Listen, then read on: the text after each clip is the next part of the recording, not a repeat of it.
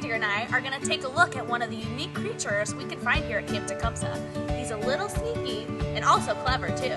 Oh my goodness, Dingo, are you talking about the red fox? I am! Great guess! Well, if you were looking for the red fox around camp, you would want to look for an animal that looked like a small dog that had reddish top fur and then white parts on its chin and its throat.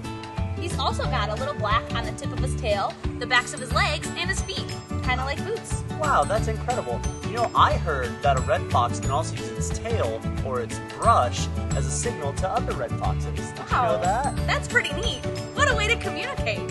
It also can use its tail as a cold weather shield in the winter, kind of like a blanket. Incredible. Well, Dingo, I haven't managed to find our sneaky friend, the red fox, so far. What are some things I could look for to let me know that the red fox is in the area? Yeah, well, typically when you're looking for an animal, you want to follow its tracks. And the tracks of a red fox have 4 toes and claws.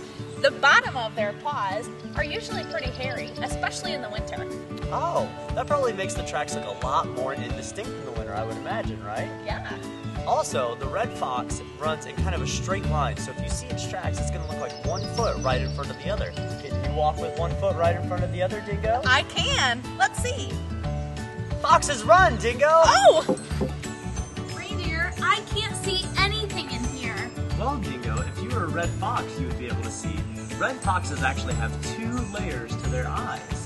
We have the normal light-sensitive layer, but they also have a second layer called the tapetum lucidum, which reflects light back through their eyes. This doubles the intensity of the light passing through their eyes and allows them to see much better at night than we can. Oh my goodness. I know! This special gift is what makes their eyes look green when you shine a light at them at night. Wow. Did you know another special gift that the red fox has is its whiskers? Well, what are those used for? Well, they're not only on their face, but on their legs too, to help the red fox find its way. Incredible! Yeah.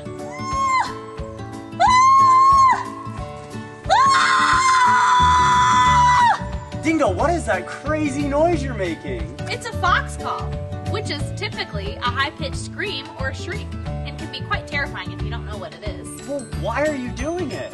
Well, since this is a fox den, I thought that maybe if I did a fox call, the fox would come out and play.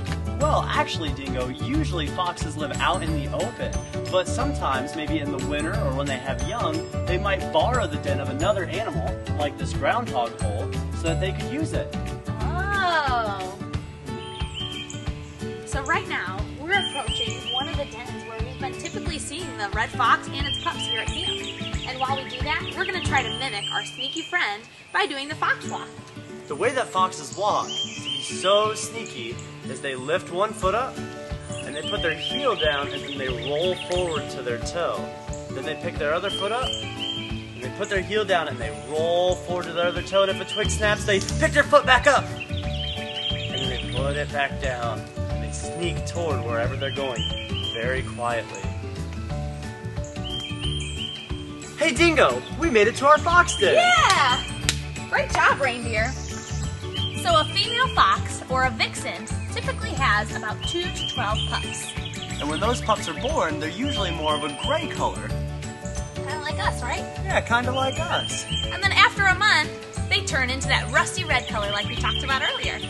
Well, I don't know about you, Dingo, but all of this talk about our friend the red fox has made me super hungry. How would the red fox go about getting food if it was hungry? Well, the red fox is a pretty solitary hunter, which means that it would hunt alone or in family groups. And mostly, the red fox eats rodents, rabbits, or other small game like that.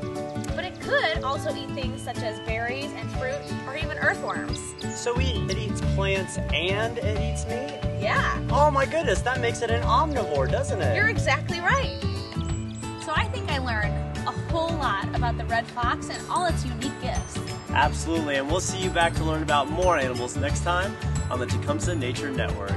Oh!